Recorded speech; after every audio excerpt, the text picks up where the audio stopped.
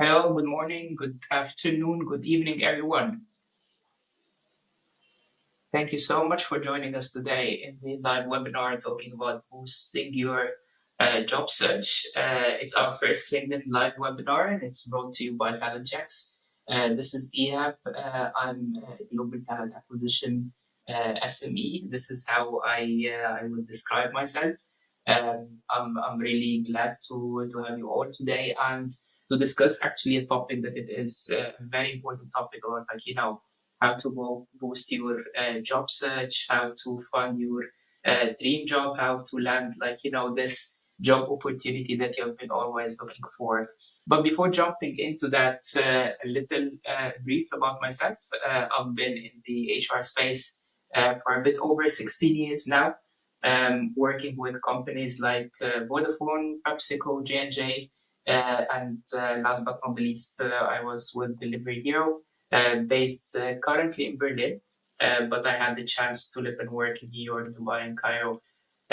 While I'm doing my corporate HR career, I'm always very interested in academia and looking at how can we bridge the gap between the academic world as well as the practical world, and hence actually I'm completing my executive PhD with ESCP, while teaching as well organizational behavior at Berlin International University for Applied Sciences. So this is really about me. As I mentioned, I've been on the other side of the table, but in many instances as well, as you've seen, I've moved between different organizations. So I've been as well active candidate looking for opportunities and facing the same challenges that everyone has been facing while they are looking for their next career move.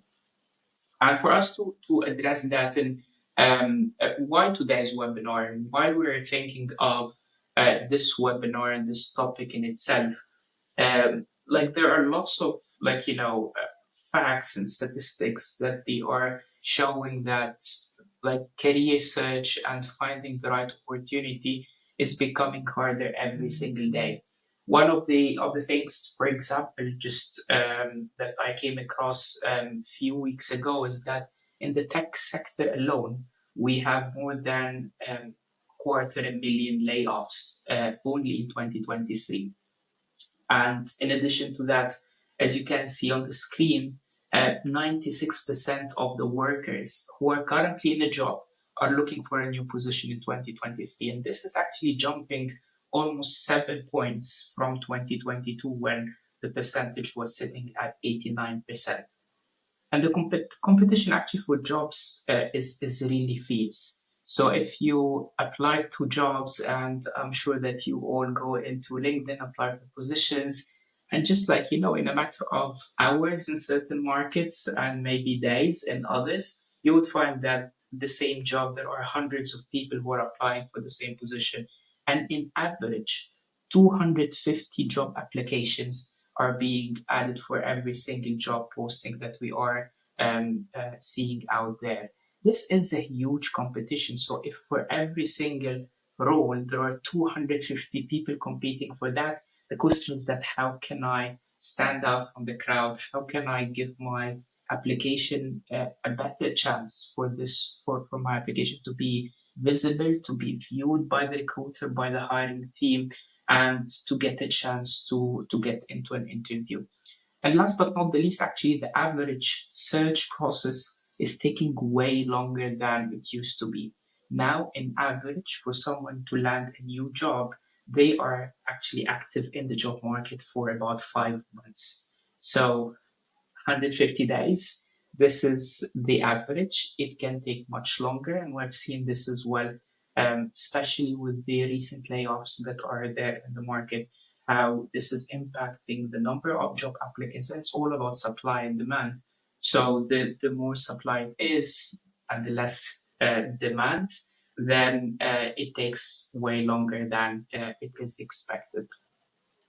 And there are multiple reasons why people want to change jobs or to find a better opportunity. And it's not necessarily only those who are currently without a job, as we mentioned, like 96% of people who are currently in a job would like to change. And the common reason that we found in research are basically a higher salary. 45% of the people are thinking that they can get a better salary when they change jobs, finding a better work-life balance. And this has been, like again, a very interesting topic, especially after the pandemic, when people started to get, the flexibility of working remotely, working from any location, flexible working times as well.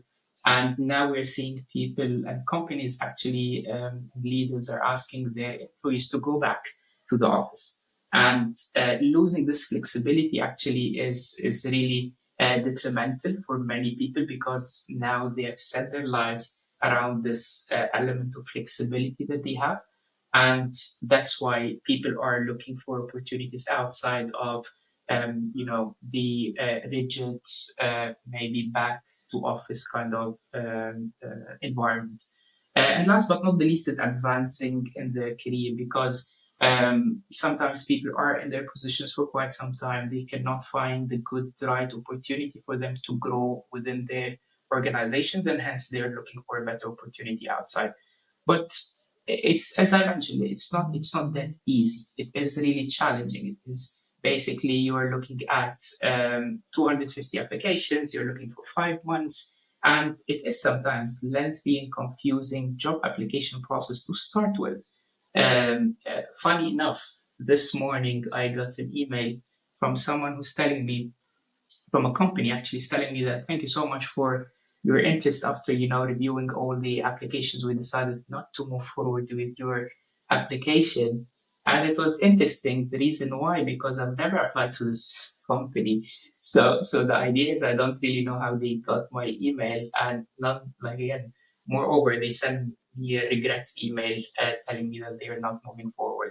But this is just an example of like how confusing this job application process could be. You apply for a job, and then after several weeks you hear from the employer, if you heard, because again 25% of the applicants are saying that they never hear back from the employers, that you're not being selected. And sometimes there's lack of flexibility as well when it comes to the application process in terms of the timelines. By like again, by the time that they apply, they already closed the window of the application, and sometimes during this application window, I was not available, I was on leave. There are many reasons why I didn't catch this window, and hence like this lack of flexibility can be one of those common challenges. But there are lots of other challenges as well, and like again, not getting actually knowledge about the opportunities, because sometimes the opportunities are not necessarily always posted on the career website. Sometimes the career website is very difficult to navigate. So there are many challenges that job seekers are facing. Some of them you as a job seeker can really influence and can really address, and some of them are like related to the organizations that you cannot really influence. So during this session, we'll just focus on what is within our circle of influence and control, and what things that we can really change and adapt, versus the other things that are outside of our circle of influence. So how to differentiate yourself, and there are several aspects that you as a job seeker can try to do in order to differentiate yourself from the other people who are applying for the same position. The first one is leveraging your professional network, and by leveraging your professional network, what we mean is that you will need to, like again, first of all, expand your professional network, expand your knowledge within the profession, that knowledge of people within the profession that you are at, as well as those people who you have worked with before, to use those people for your benefit so they can vouch for your skills and capabilities. And we will be discussing this in more details at a later point of the presentation. The second one is tailoring your resume and cover letter to each of the jobs that you're applying for. And I completely get it. It can be a daunting exercise for you to do this for every job that you're applying for. But what I'm hoping as well that you're not applying for every single position that it is open out there, but rather you are applying for those positions that you can really see a fit between what you can bring to the table, your skills, your capabilities, and what they are asking for in this specific job. And trying to focus on what are those unique capabilities and unique value that you can bring to the table versus looking at just applying for any role. The third point is practicing your interviewing skills. And if you're not a recruiter, if you're not in talent acquisition, if you're not a hiring manager who is doing interviews every day because they have a volume hiring or they have like huge teams, you will need to practice your interviewing skills because more often than not, you will find yourself when you are in an interviewing situation, you realize that you cannot really recall this example when you did an amazing achievement, or you cannot really remember when was it the time when I collaborated beyond beyond the boundaries of my function or my team when I brought innovative ideas into the table, and hence practicing your interviewing skills would be very important so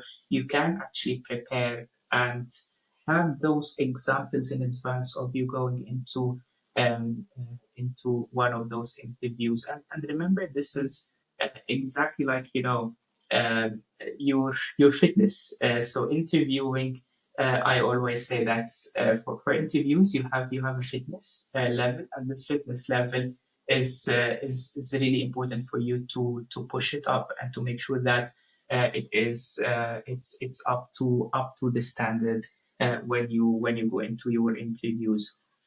And last but not the least, be persistent. Don't give up. It will take time. You will find yourself applying for so many roles. Many of those are not coming back. It's fine. You'll get there, but don't lose hope. Don't give up because it is like again sometimes as I shared with you, 5 months could be a long journey, but I can assure you that it's worth it for the right opportunity.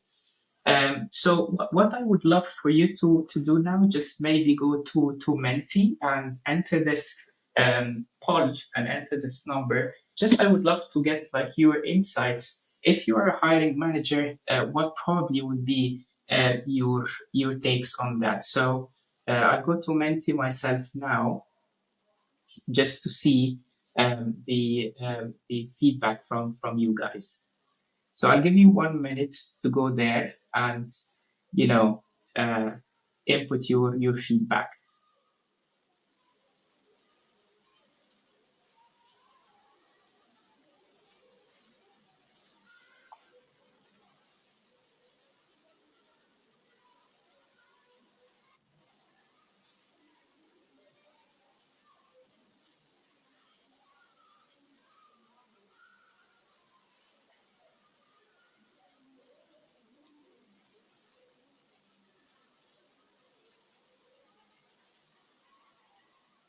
Okay,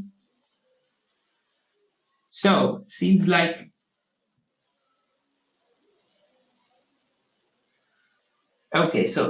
we have most of you put their feedback now. Okay, so whom you will tend to select? The one with strong references. Thank you so much for that. And that's the reason why we've been talking about like why we would want you to leverage your network, to tap into the power of your network, because your network can do few things for you. And as I mentioned, that there are lots of things that we can do, but we focus on what is within our circle of influence. So for your network, the first thing that they can help you with is validating your skills and experiences. And what I mean by validating your skills and experiences, think of your ex boss, your ex colleague. your ex team members, your ex stakeholders. When actually employers call them for references, what happens is basically they essentially ask them about your skills, your experiences. What have you achieved? Have you been promoted in your previous jobs or not? And they can actually speak highly of your work ethics, problem solving skills, and capabilities, and all of different relevant qualities that are very important for the position that you're applying for. So it's a matter of validation for those skills and capabilities that it is really important for the employers who would like to hire you. The second thing is that they can provide further insights into your personality and working style. And why this is important because different companies have different cultures, different teams within the same company would have different working styles, and managers would have different working styles. And even within the same team, if they are doing two different hires at two different points of time, the skills and capabilities that they will need might be different, even if it is the same job. And the reason why is that there are lots of like dynamics or different aspect that comes into play. Like, what are the skills that the manager is lacking in their team, what they would like to complement their own capability with. And hence, when your reference start to give insights about your personality and working style, this can help the manager and the prospective employer to gauge how fitting you will be into the role that they are bringing you in. The third thing is reassuring on your reliability. And some of the questions that are usually asked in the reference check is have you been promoted? What are the major achievements that you have actually realized? Sometimes they ask about specific skills and capabilities, one of them delivering results, commitment, drive, and so on. And all of those are important to make sure that you are a reliable individual that we can bring you in and you can help us actually delivering on what we are expecting from the job. And last but not the least, give the employer a second opinion. And you wouldn't realize how important it is because no matter how lengthy the recruitment process is, let's say they've done 5 rounds of interviews. Every round of those is 1 hour. So basically, they have known you for 5 hours. When you put it like again all together, compared to me talking to your employer, talking to previous employer, talking to your like again previous bosses, colleagues, and network, and who spent with you like several years, seeing you in action, seeing you under pressure, under stress, required to deliver on specific projects and tasks. It's a completely different perspective and it's a completely different insight. So the idea is that the employers, if they had this second opinion, if they had from a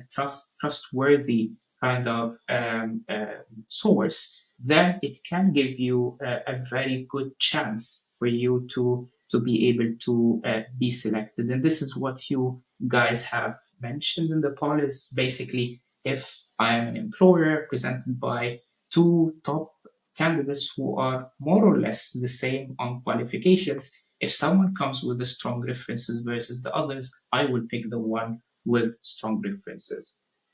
And that's the like again the idea of tapping into the power of your network, making sure that you are utilizing this network and ensuring that you bring the most out of it.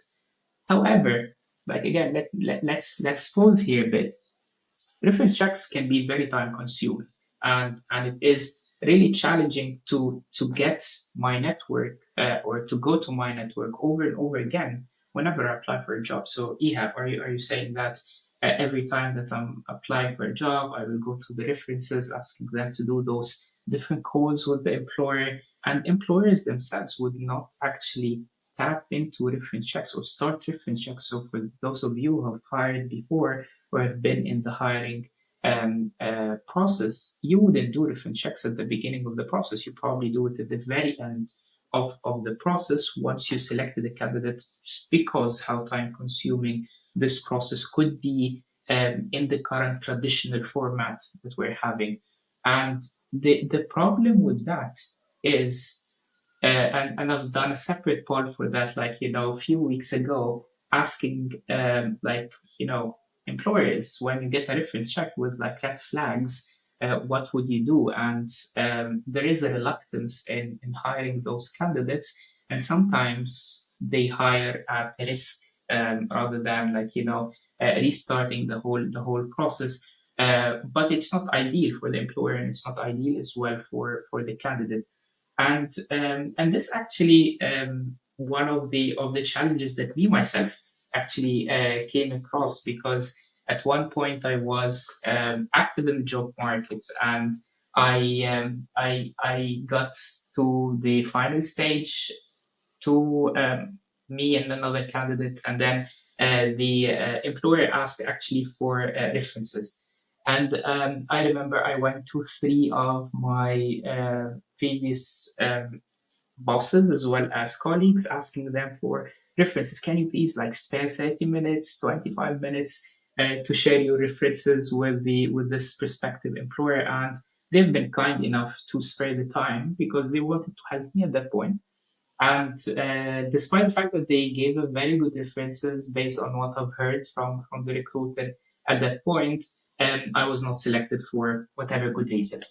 But the challenge was, basically, I was still active in the job market, and the challenge is I still get requests to put references, and those will be the people that I will go back again to. And my challenge is that it feels embarrassing going back to them, and there is some psychological barrier for me, just like going back over and over again to ask for that. And at that point of time, I thought, you know what, if I could have those references with me, sorted or like stored in some shape or form, I would have loved to have that, because then I wouldn't need to go back to them again, and I would rather like forward them directly to those future potential employers. And this what led to the idea actually of talent checks, is that how can we put candidates in the driving seats, and how can we enable candidates to tap into the power of their network once, but for all. Like, you get those references, you have them stored, and that's it. Whenever you need them, you can really forward them. And this is actually a platform that we've launched just over 4 weeks ago. And it's the world's first reference check automation platform that empowers you as candidates and organizations as well to collect, securely store and easily share structured and objective references with your potential employers very early in the process, because you have them. And once you send your CV and you have the recruiter email, or you have the hiring manager email, you can automatically forward to them whatever references that you have. So now they have two candidates: one candidate who applied and they have their CV, the other one, they have their CV, but on top of that, they have the feedback from their ex-bosses, ex-colleagues, ex-senior stakeholders, and you answered this already, whom they would prefer to at least invite for an interview. I bet that it will be the latter, who has those strong references attached to their resume and application. So it's a free platform for all job seekers. So, like, again, we'll get like companies paying for that, but not you, not job seekers. And the idea here is basically just we're trying to give back to the community, because of, as I mentioned, a significant number of active job applicants currently in the market, and how can we add some value to them at the moment. And what I would love to do is very quickly walk you through how does it look like from an experience perspective, and hopefully, like, you guys can go there, can try it, can start to utilize it with your network, if you are currently active in the job market, or even if you are in the future thinking of changing jobs and you would like to be proactive with having all the ammunition that you would require by then. So from a candidate journey perspective, it's super simple. So you will just go to the website, you will put all your details, and then you will sign up for the platform. Once you signed up, this is how it could be looking like for you. So you will have the opportunity to like have a dashboard where you can see all the different references that you've been collecting over time, and how many of those references are completed, basically the ones that you've sent already to the different like again professions that you've worked with, and how many of those references that are completed are being sent to employers, and how many of those that you've sent have been reviewed and opened by the companies that you're applying for. So it's a very neat dashboard that can give you an overview, and it is a very simple process as well for you to request references. Basically, you click on new references, and once you do that, it sends an email for your references asking them to fill in details on you and on their experience with you. How does that look like? They will receive an email. When they click on the link, they will get the details here.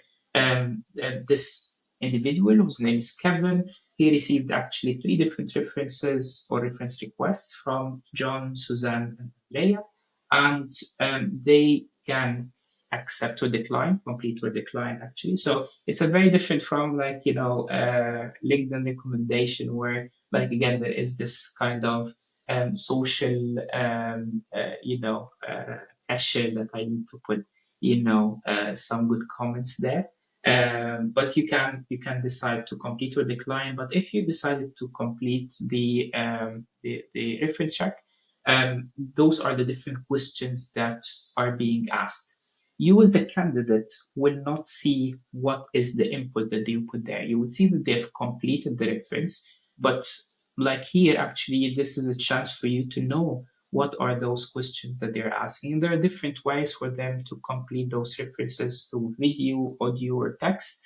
And the idea is that they can elaborate on the professional relationship. They can discuss what are the major achievements that you have realized while you've been working with them. They will have actually a chance to score you from 1 to 5 on multiple skills here. So here is an example of an organization who are setting 7 different skills and capabilities that they are important for them: analytical thinking, active learning, complex problem solving, and so on, as well as what are the key strengths and opportunities that you are having, whether you've been promoted in the company or not, if you left, why you left, compared to other people that they have hired, again, where you stand, and whether they would rehire you or not.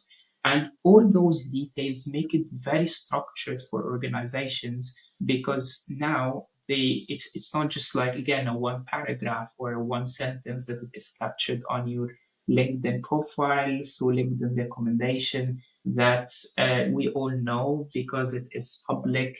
Like in most of the cases, it will not be as constructive or as like kind of um, objective as it should be. And but here it's very different. And the idea as well is there's no right or wrong when it comes to like the scoring. So if you look at those skills and capabilities, for example, let's take like creativity, originality, and initiative.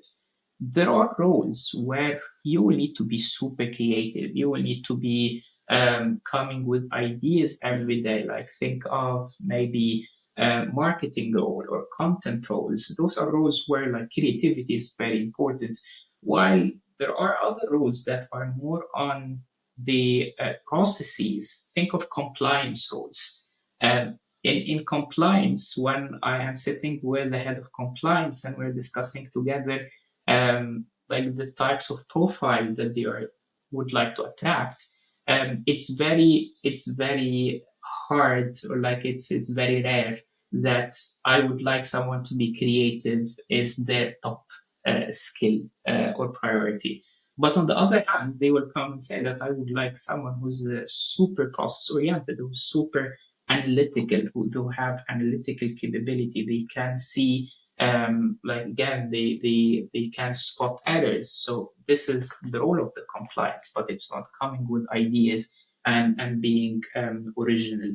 So here as well, what I'm trying to leave you with is that there's no right or wrong. It's all about the fit for the job that you're applying for and how those different competences align with what you're looking for. So once you actually submitted those references for a company, the company will see the details in that format. So they will see they can see the professional relationship, the major achievement, how those candidates were scored, and so on and so forth. So again, back to the discussion on combining additional insights and details to the CV that you're applying for and making sure that this provides a 360 feedback about the candidate can really increase your chances and odds of success compared to other candidates. So let me pause here, get any questions you have. I'll stop sharing so I can actually see the questions maybe on the LinkedIn chat. If someone have any questions, you can put them into the LinkedIn chat.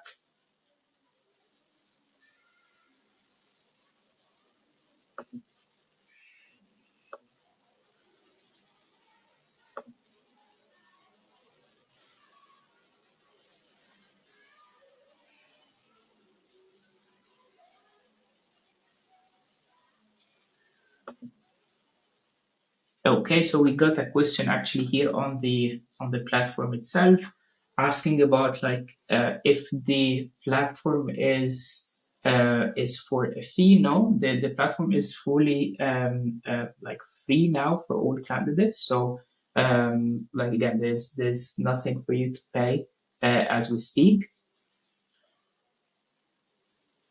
We got another questions on the platform here as well.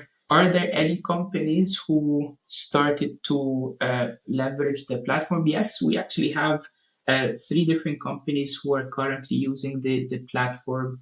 And there is like another session that will be running on how organizations are leveraging the platform itself. But yes, we have a couple of organizations who started to use it and finding it very valuable to them. One of them is sitting in Europe, the other one is in Asia Pacific, and the third is in the emerging markets. So, like again, quite dispersed as well from different locations.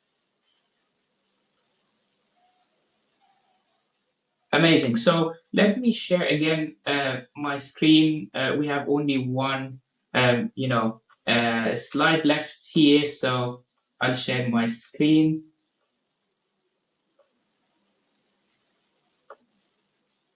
And this is just to summarize, like again, the discussion that we had. The first one is that make sure that you differentiate yourself today. The first topic that we talked about, growing your professional network and ensuring that you tailor your resume and cover letter to each job you apply for. Practice your interviewing skills. Make sure that you are having those skills being refreshed, getting your fitness in interviewing.